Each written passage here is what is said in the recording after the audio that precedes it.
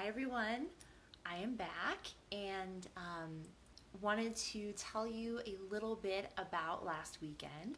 So my parents celebrated their 50th anniversary, which is very exciting. And we were blessed that we had a whole lot of family members and friends there.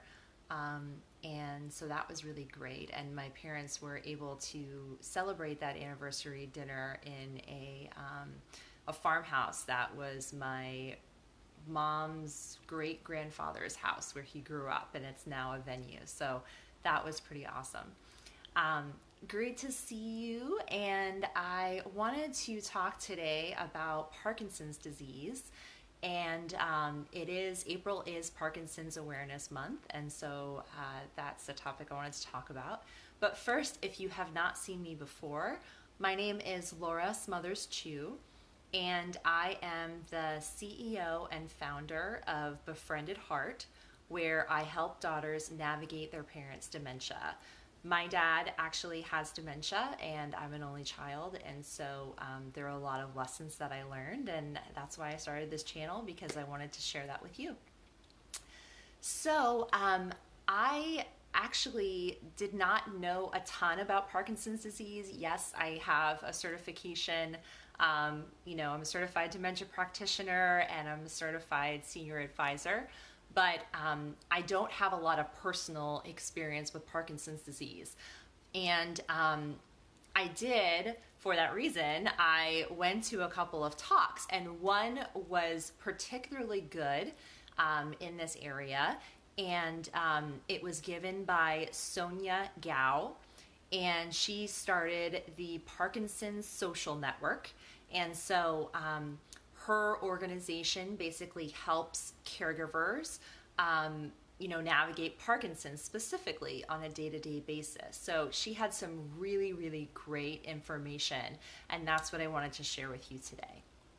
So one of the things that I found helpful that I did not know is that Parkinson's is not necessarily the same as dementia.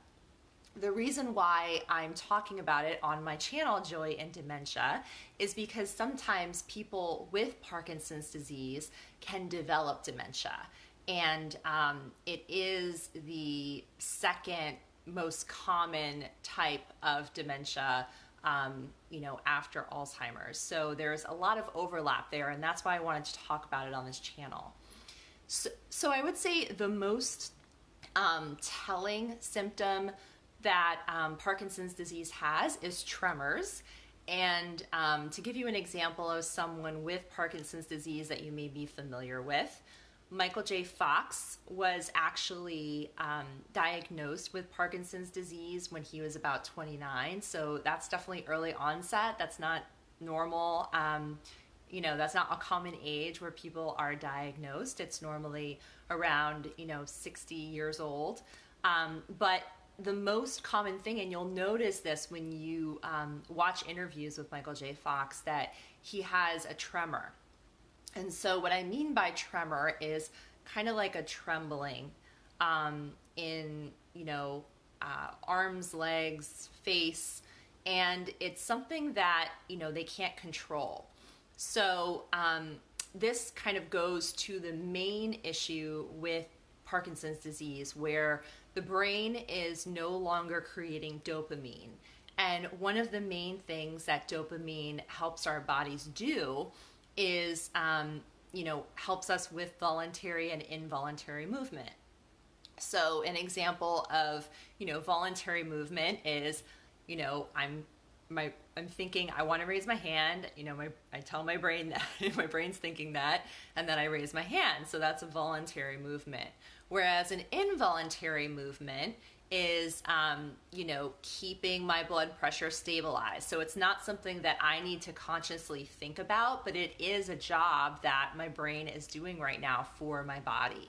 And that is what gets confused when someone has Parkinson's. So that movement is no longer under their control, whether it's voluntary or involuntary. And also because of that, you know, not being able to move voluntarily. It's pretty obvious when you see someone with Parkinson's trying to walk, because they tend to be a lot slower than other people. They can become very rigid. So, you know, almost like they're made of wood. And it's especially, the rigidity is especially, you know, emphasized when they're feeling nervous or anxious. And so it tends to happen, you know, if they're in public or if they're being rushed, which is a reason why you shouldn't rush them, because they'll not only be slower, but may actually fall because of that rigidity. So those are probably the most common type of symptoms. I would say a couple of other things that Sonia mentioned were that, you know, people with Parkinson's can actually speak a little bit more softly than they used to, or sometimes a lot more softly, so you need to listen very carefully or closely to what they're saying. Also, the rigidity towards the, you know, the later stages, it may come on their face. And so people sometimes say that people with Parkinson's have a mask-like appearance. And I remember Sonia saying, yes, you know, their face may not be able to show emotion, but you can still tell it in their eyes. And, you know, I can't remember who said that quote, but, you know, the idea that our eyes are the windows to our souls. And that's really the case with Parkinson's. You know, especially if they're not able to show their personality on their face, or, you know, their expressions or their feelings about what's going on around them. And, you know, and then also when it gets to the point where they're no longer able to speak, you can still tell it in their eyes. And I know I've shared a few times, you know, in these videos that even though my dad has aphasia and therefore can't create, you know, coherent sentences like he used to, I can read a lot from his eyes. So I think that's the same case with people with Parkinson's. And there's kind of secondary symptoms as well. So, you know, one of the secondary symptoms of Parkinson's, which I mentioned earlier, is that it can cause dementia, but it doesn't always cause dementia. Then there's also, you know, anxiety or depression that can set in, which of course is not surprising in this situation. And also there is one thing I found interesting, that it's kind of like a pre-symptom of Parkinson's, is that they may lose their sense of smell. And so they may not have as big, it appears to us that they may not have as big of an appetite as maybe they used to in the past. So that's kind of a pre-symptom. And then, you know, after the Parkinson's sets in a little bit more, then, you know, they may have trouble talking. And, you know, as it progresses, it does end up looking a lot like the later stages of dementia, where they have trouble, you know, getting out of bed or moving in any type of way or talking or anything like that. And so that's why I wanted to talk about Parkinson's on this dementia channel, because to me, I feel like in the last stages, Alzheimer's, vascular dementia, Lewy body dementia or dementia with Lewy bodies, and Parkinson's all tend to look the same, you know, in the end. And it's really a process of, you know, the diseases hitting different parts of the brain. It just depends on, you know, what the disease is that determines where it's going to hit, you know, what part of the brain when in the timeline.